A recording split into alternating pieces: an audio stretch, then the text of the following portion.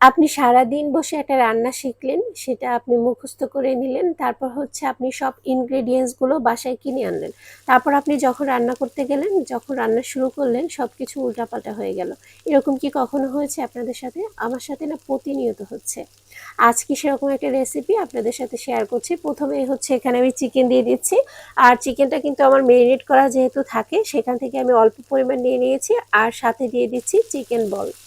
Chicken বলটা এখানে না নিলেও হতো, কিন্তু আমি নিয়েছি যেহেতু আমার মেয়ের ভীষণ পছন্দ, সেজন্য আমি এটা অ্যাড করেছি। আর এখানে হচ্ছে আমি কাঁচামরিচ দিয়ে দিচ্ছি ২টার মতো, ঝাল বেশি দেওয়া যাবে না।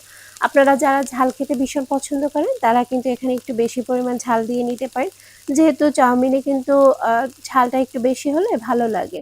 আর এখানে হচ্ছে আমি পেঁয়াজ কুচি দিয়ে দিচ্ছি, আপনারা এটা স্কিপ করতে পারেন, আমার কাছে যেহেতু ভালো লাগে আমি দিয়ে দিয়েছি।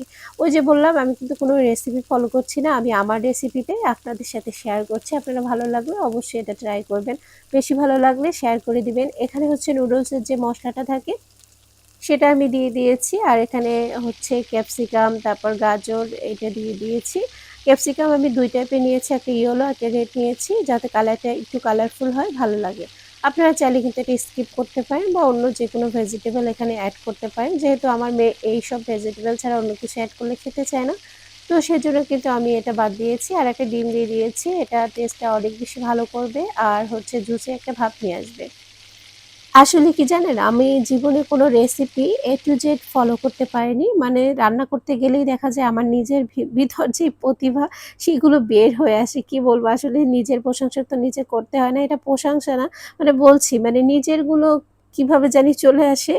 আর আমি ওই যে রেসিপিগুলো সেগুলো ফলো করতে পারি না। এই যে চাউমিন রান্না করা কিন্তু আমি বিভিন্ন টাইপের দেখি, কিন্তু আমি যেভাবে রান্না করি আমার ওভাবেই চলে আসে। ওগুলো কখনোই ফলো করা হয় না। যাই হোক, এখানে টমেটো কেচাপ দিয়ে দিচ্ছি। আর আপনারা সবসময় সয়া সসটা ব্যবহার করবেন যেকোনো ফ্রাইড রাইস রান্নার ক্ষেত্রে, চাউমিন রান্নার ক্ষেত্রে উঠানোর আগে তাহলে কিন্তু ফ্লেভারটা খুবই ভালো থাকে। এখানে যেহেতু আমি ম্যাগি দিয়ে রান্না করছি, ম্যাগিটাকে আমি সিদ্ধ করে পানি ছড়িয়ে সুন্দর মতো রেখে দিয়েছিলাম। আর এ পর্যায়ে কিন্তু দিয়ে দিয়েছি, এটা খুব বেশি সিদ্ধ করা যাবে না, তাহলে কিন্তু স্টিকি যে ভাবটা সেটা অনেকটা বেশি এসে পড়বে, তখন আর চাউমিনের যে টেস্ট সেটা পাওয়া যাবে না। এই যে আমি এ পর্যায়ে কিন্তু সয়া সসটা ব্যবহার করেছি। এ পর্যায়ে সয়া সসটা ব্যবহার করলে খুবই সুন্দর ফ্লেভার থাকে। আর এখানে হচ্ছে আমি স্বাদে ম্যাজিক দিয়ে দিচ্ছি। এটা একদমই অপশনাল। আপনারা চাইলে দিতে পারেন, না হলে স্কিপ করতে পারেন। যদি একটু বেটার রেজাল্ট পেতে চান, যেমন আপনি আশা করছেন একটা, তার থেকে আরো বেশি ভালো ফিডব্যাক পেতে চান, তাহলে আপনি এই যে ম্যাগি স্বাদে ম্যাজিক সেটা দিতে পারেন।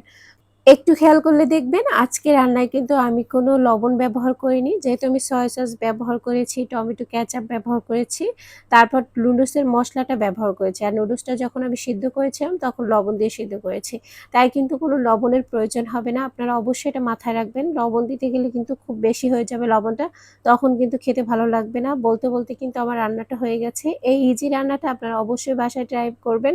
রেসিপিটি ভালো লাগলে অবশ্যই শেয়ার করে দিবেন। আর আজকের ভিডিওটা কেমন লেগেছে, আজকের রান্নাটা কেমন লেগেছে সেটা সুন্দর একটা মন্তব্য আপনার রেখে যাবেন। আর এটা কিন্তু দেখতে যেরকম লোভনীয় হয়েছিল, খেতে এটা অনেক বেশি মজা। অবশ্যই ট্রাই করবেন। বিদায় নিচ্ছি এখানে, আল্লাহ হাফেজ।